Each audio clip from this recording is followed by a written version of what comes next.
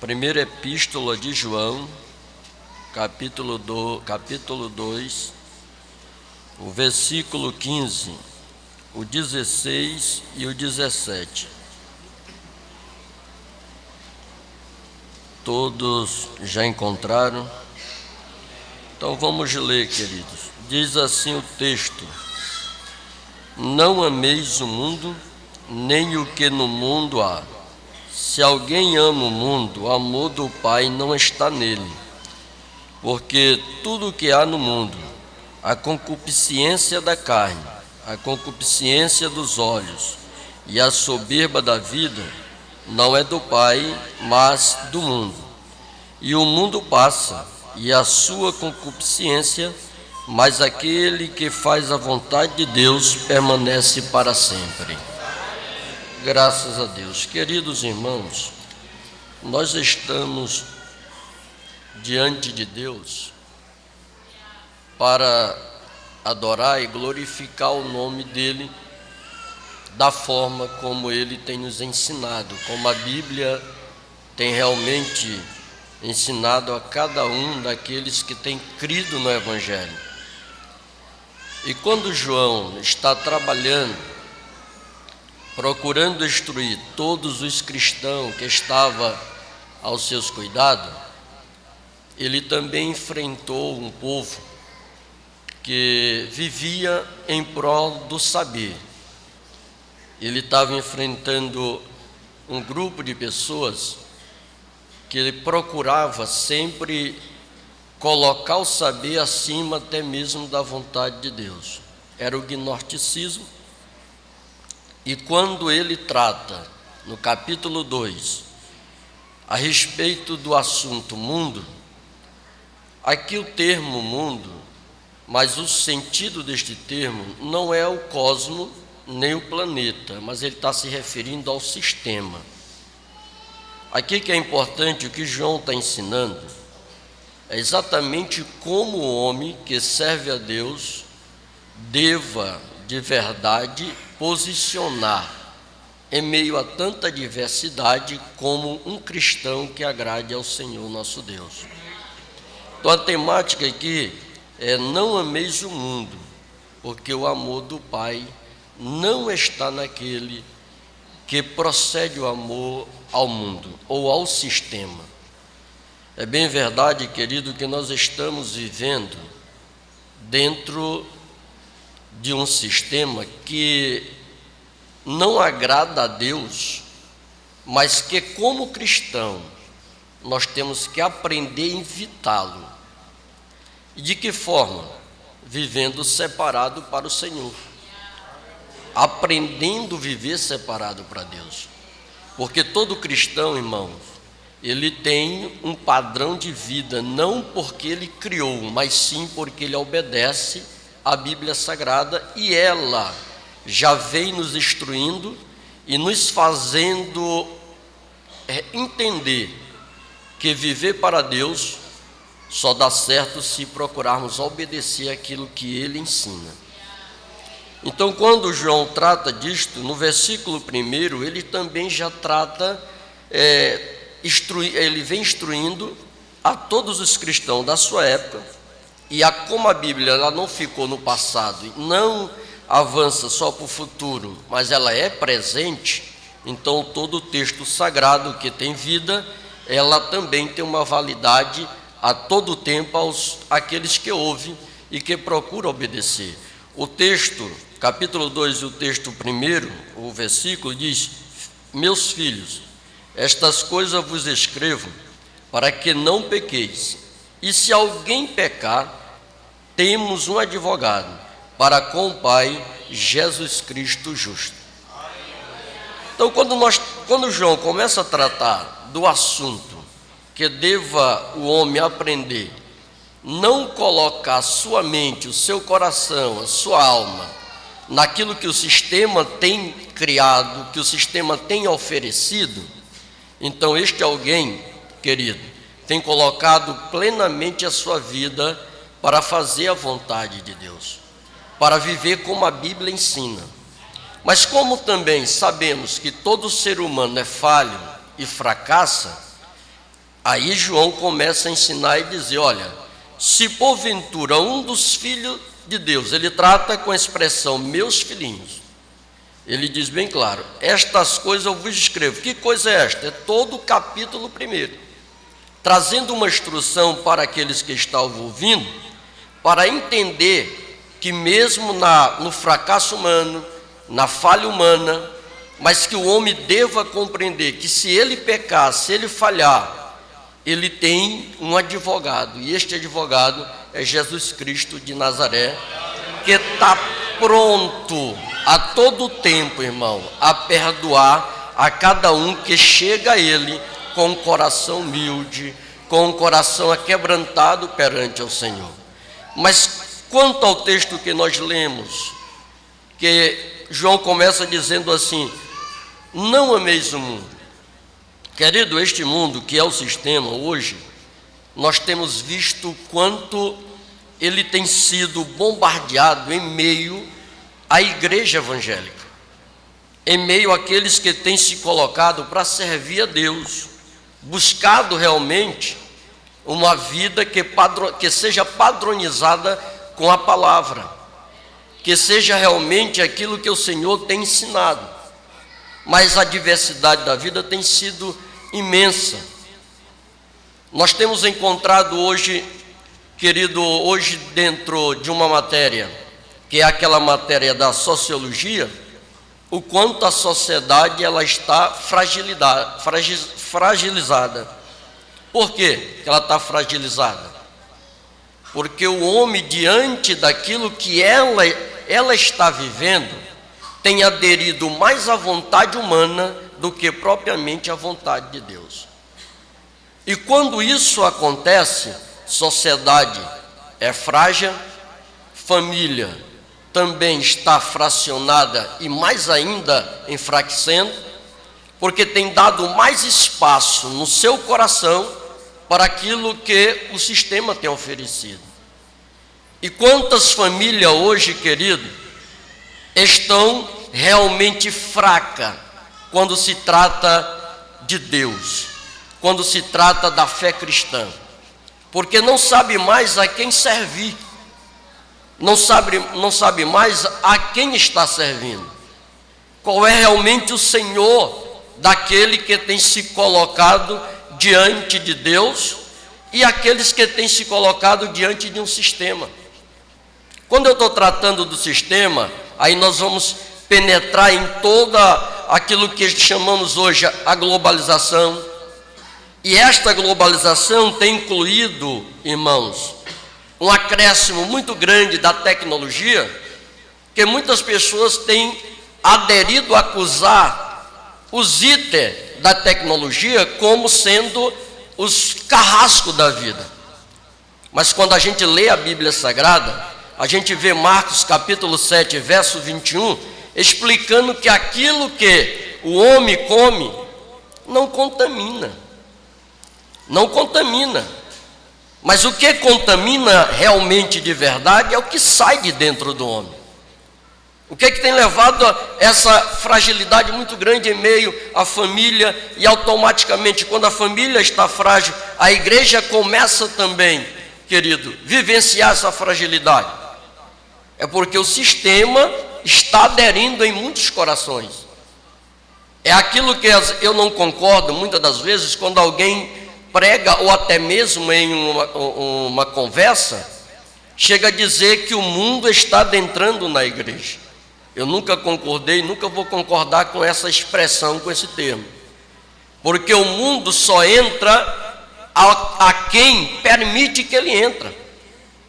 O sistema só pode ser desenvolvido quando um de nós vem aderir a ele. Agora, a verdade é que alguns permite que o sistema entre e começa a desenvolver o carinho, o amor por aquilo que o mundo está oferecendo, e deixa sempre Deus de lado. E aí a pergunta ou a interrogação surge: querido, você está amando a Deus? Eu estou amando a Deus?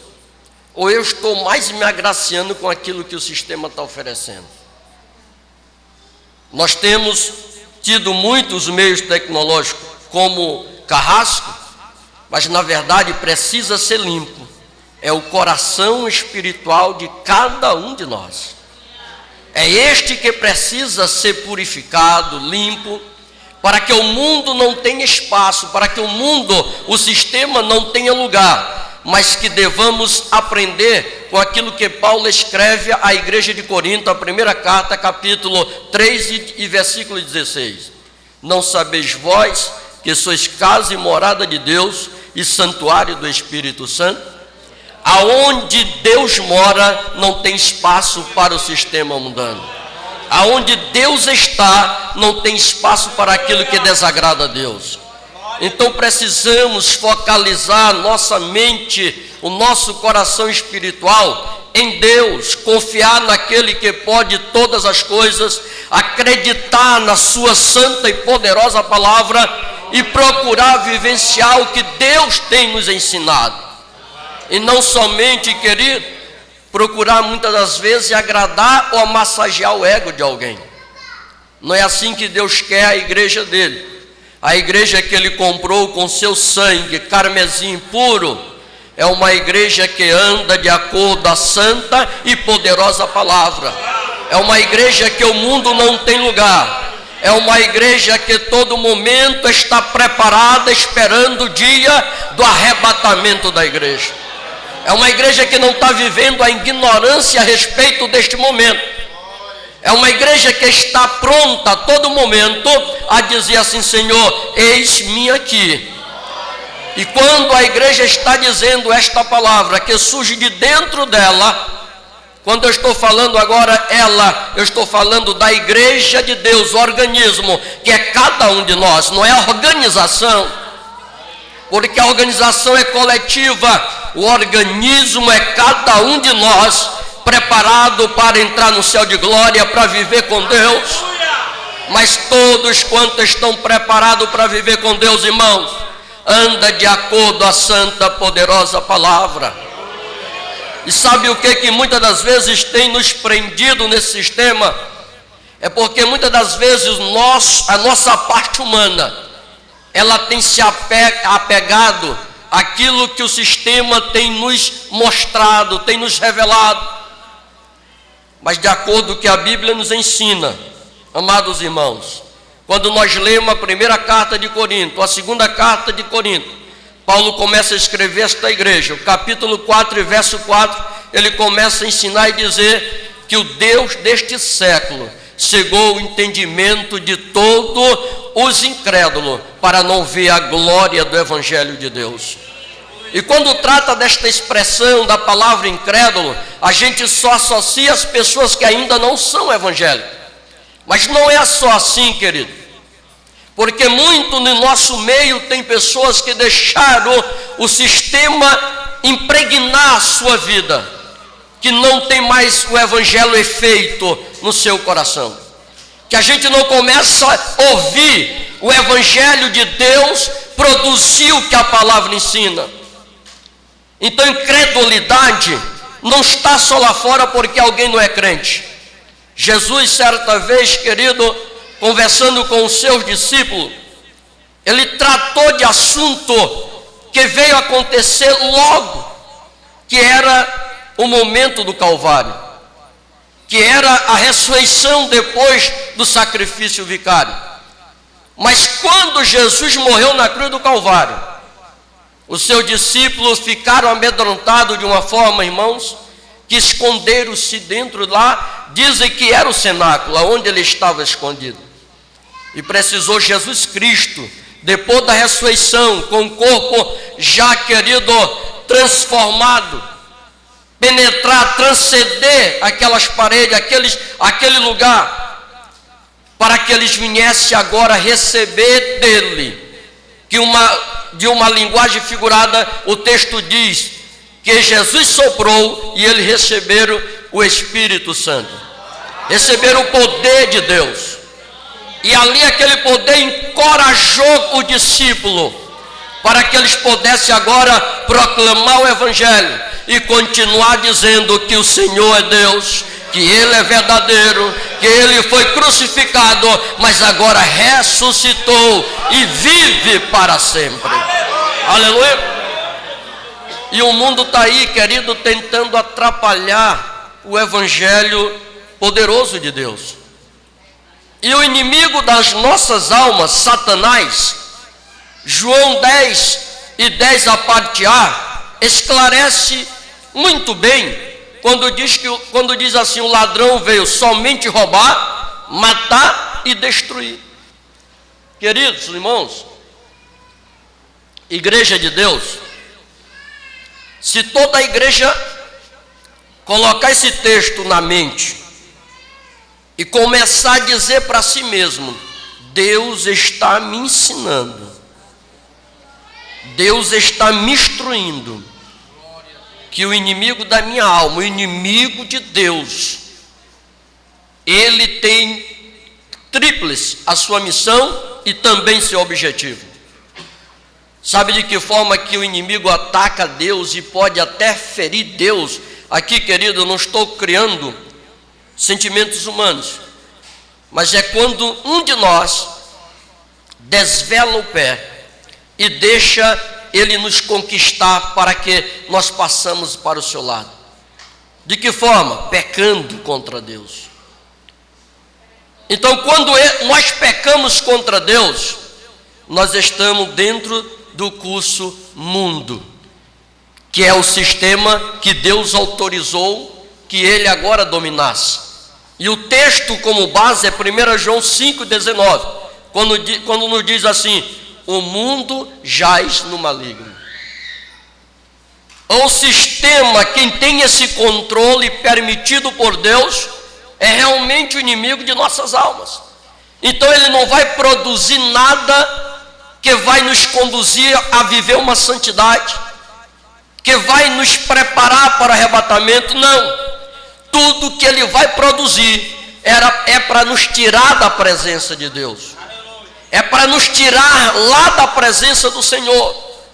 Mas nós louvamos a Deus que quando Paulo escreve aos Romanos, capítulo de número 6, verso 23, a parte B, enquanto o diabo está dominando o sistema, criando tantas coisas para nos tirar da presença de Deus, Deus em Cristo, irmão, está nos dando um presente. A parte B diz que este presente é a vida eterna, que Deus tem para todos quanto vive confiante no Senhor.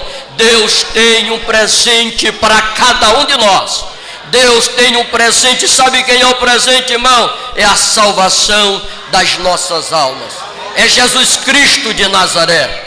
O mundo, querido, não pode ter esse privilégio, mas a igreja que foi comprada, lavada no sangue carmesim, que está vivendo de acordo a Bíblia Sagrada, ela tem esse privilégio, o privilégio de dizer assim: ei, eu estou vivendo numa esfera espiritual, eu estou vivendo no momento que meu líder é Deus, é Cristo, que a fonte da vida é Cristo, a verdade que eu prego e vivo é Cristo.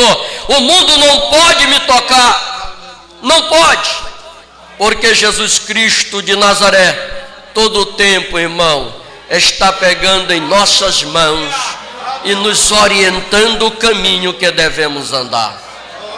Não deixemos que as vãs doutrinas ou então filosofias dos dias atuais venha contaminar o nosso coração. Não deixemos, querido, que aquilo que está cada dia mais crescendo venha agora regredir, porque a igreja de Deus, cada dia, cada momento, que retirando o dia, mas colocando o momento, que momento é milésimo de segundo, a cada momento a igreja do Senhor cresce. Ela tanto cresce em número como cresce em qualidade. E quando ela cresce em número e qualidade, ela também está crescendo, amados irmãos, diante da presença do Senhor. O mundo está perdendo, o sistema está perdendo, e a igreja está avançando para aquele momento, o clímax daquele momento, arrebatamento da igreja, para a glória e louvor do nome do Senhor Jesus. Querido, não deixemos que aquilo que muitas das vezes nós, seres humanos, às vezes trazemos para dentro do nosso lar, é pecado nós termos ou participarmos daquilo que possamos ter as boas informações e as más informações para que nós possamos também nos desviar dela. Ter conhecimento nunca foi, nunca será. Como uma delas, o meio televisível, o aparelho que eu acho de suma importância, porque nos transmite tantas coisas boas e informações excelentes.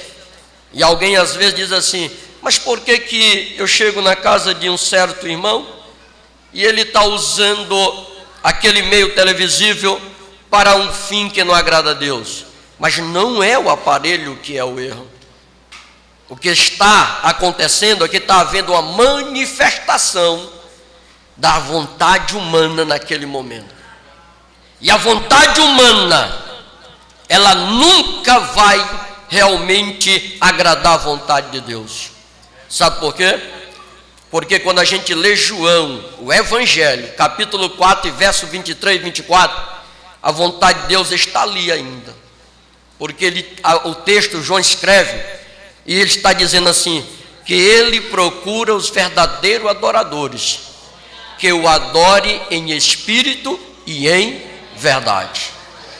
E no mundo, irmão, no sistema mundano, nunca vai encontrar um adorador que adore a Deus em espírito e em verdade. Mas nós vamos encontrar aqueles que estão fazendo a vontade própria, aqueles que estão abraçando aquilo que não agrada o Senhor. Mas eu fico tão agradecido ao salmista, irmão, quando ele escreve no Salmo 101 e versículo 6, ele diz assim, Deus fala e diz: os meus olhos estão procurando os fiéis da terra, para que quando encontre, ele venha a morar com quem? Com Deus. Deus diz: comigo, está comigo. Aleluia! E quem, querido, aplica o seu amor ao mundo ou ao sistema, nunca vai ter essa paz, nunca vai encontrar essa alegria. Não vai conseguir encontrar essa alegria.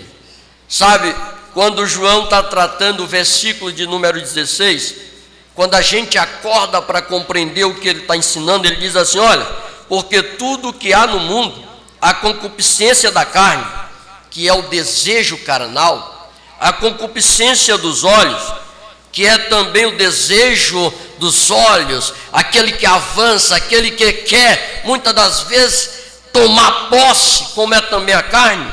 Ele continua dizendo: e a soberba da vida não é do Pai, mas é do mundo. É criado, não por Deus. Mas aí alguém faz uma interrogação e diz assim: mas Deus não é quem criou tudo? Sim, mas tem muitas coisas aqui, irmão, que estão na vontade permissiva, e não que Deus se agrade. E a vontade permissiva de Deus sempre manifesta pela dureza do coração do homem. Não é porque ele quer, mas o homem provoca e Deus permite. E quantos não têm sofrido?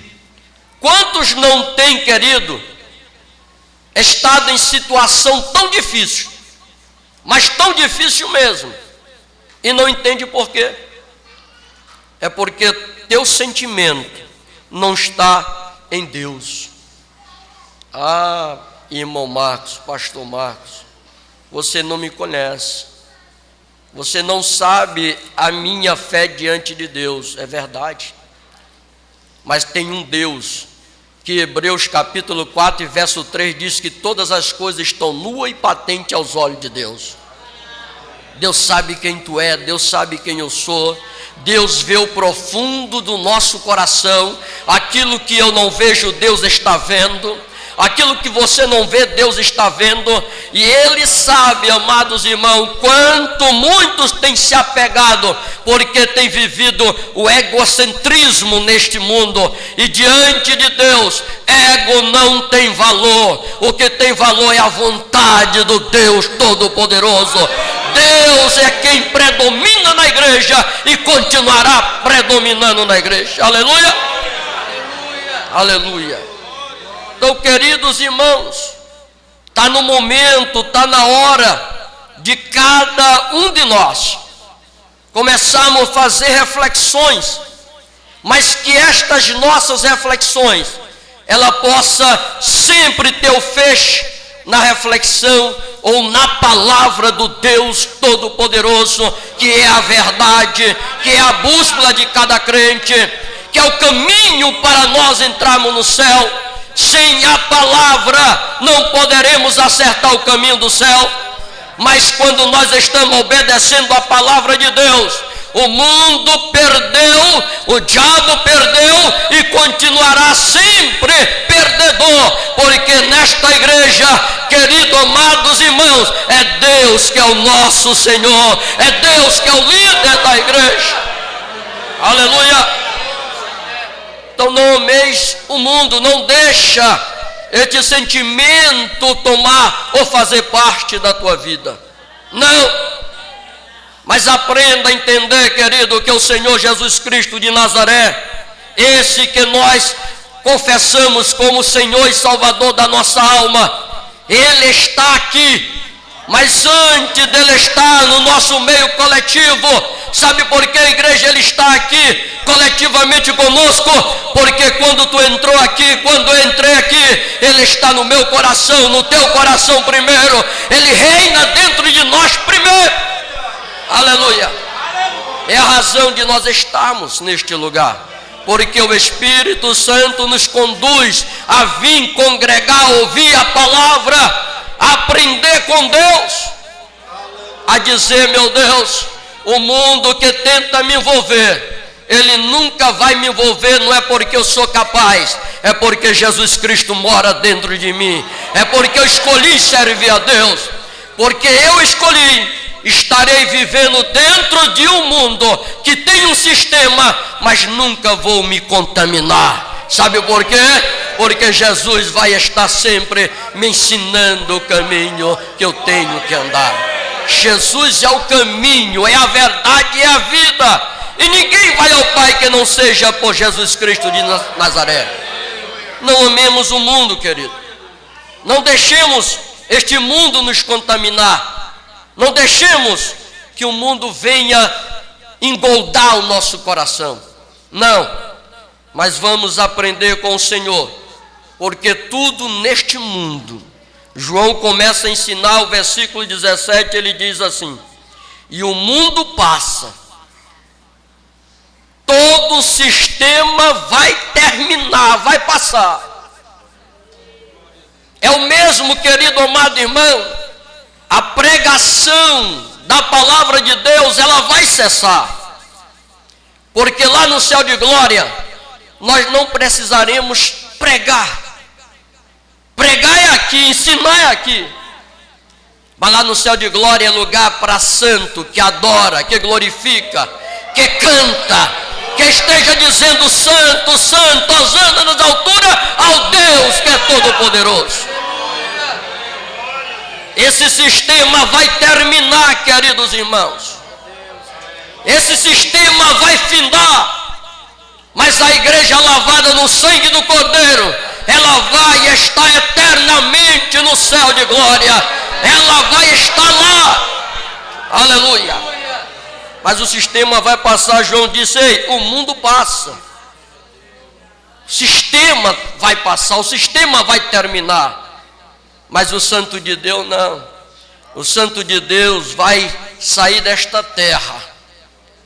No dia quando Paulo escreve a primeira carta aos Tessalonicenses, capítulo de número 4, verso 13, os irmãos lá em Tessalônica, eles estavam vivendo, querido, o texto nos diz um termo, a ignorância a respeito das pessoas ou parentes que tinham morrido. O termo lá é dormiu, mas está falando da morte. Por quê? Porque Paulo estava pregando o arrebatamento naqueles dias, e eles estavam vivendo o arrebatamento. E eles se preocuparam tanto que o texto nos leva a compreender que aqueles irmãos se preocuparam porque o arrebatamento, como Paulo pregava, poderia acontecer instantaneamente os dias que eles estavam vivos. E eles se preocuparam com os parentes que tinham morrido, porque não iriam participar do arrebatamento que Paulo estava pregando.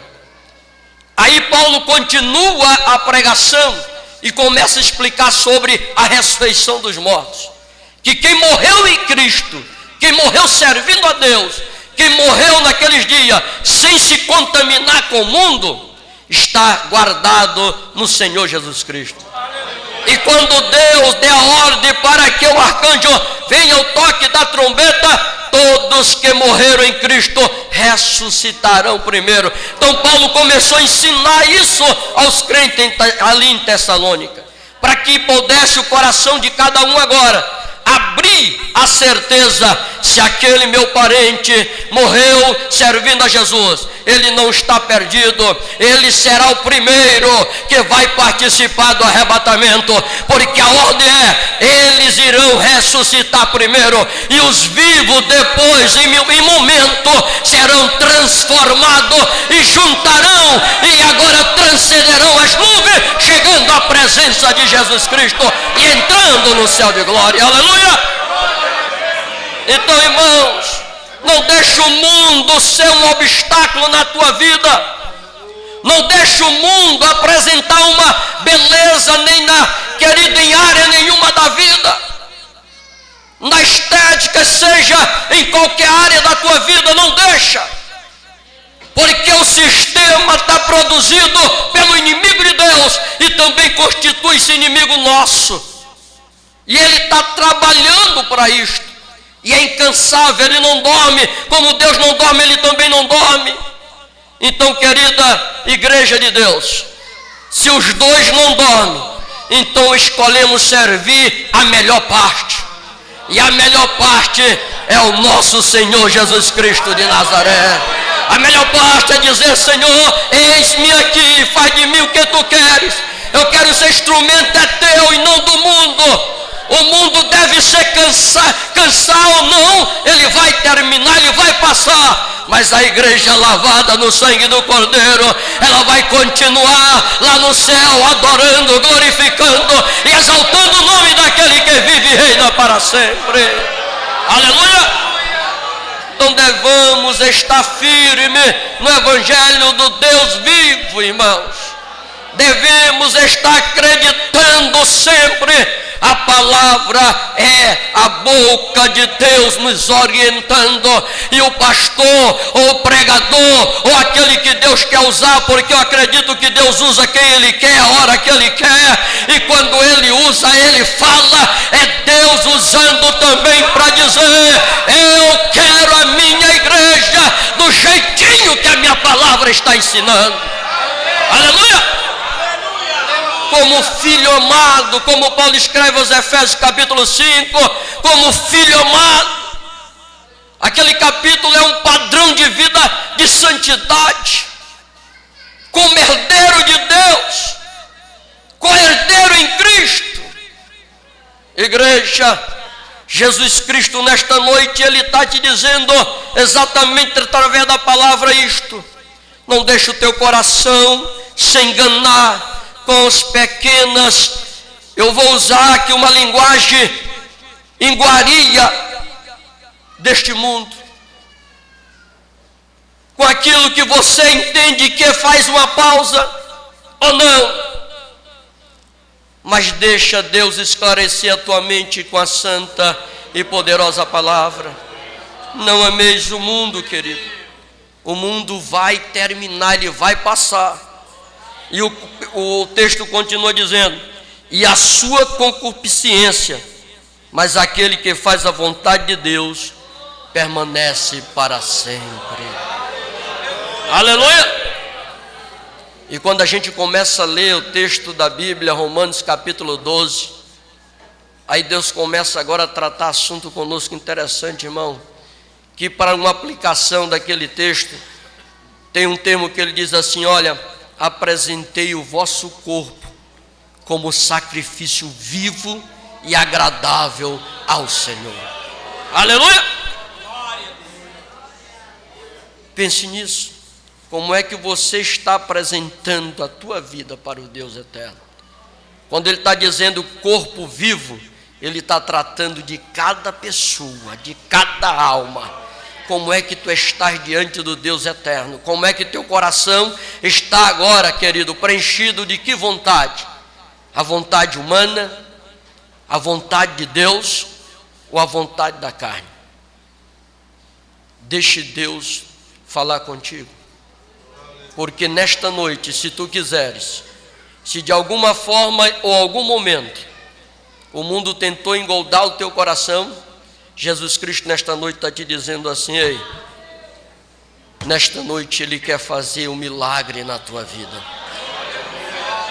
Sabe qual é o maior milagre, querido? Não é cura, não é maravilha. O maior milagre é um coração convertido a Deus.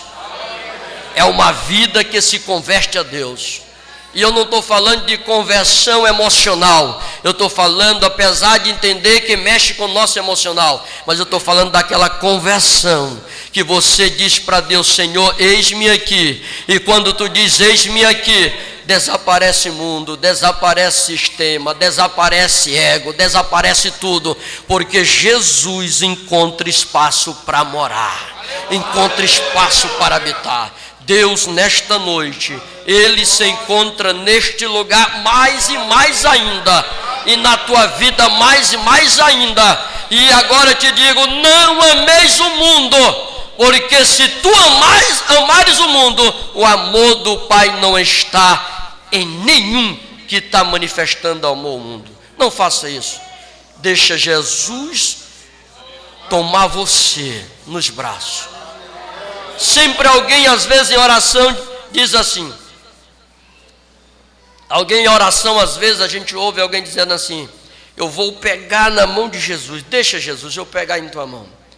Olha, se você pegar na mão de Jesus, tu corre um risco tão grande, mas um risco tão grande, porque tu pode não resistir e tu vai soltar. Mas se tu orar dizendo assim: Senhor, eu sou fraco, segura na minha mão, Jesus vai segurar na tua mão. E enquanto tu estiver bem com Deus, nunca Ele vai soltar. Nunca. Ele quer segurar na tua mão. E se tu deixar a igreja de Deus mais uma vez, eu quero te dizer: deixa Jesus segurar na tua mão, que todo o teu corpo está seguro, e tu vai subir para a glória, lá no céu de glória. Que o Senhor nos abençoe hoje e para sempre. Amém.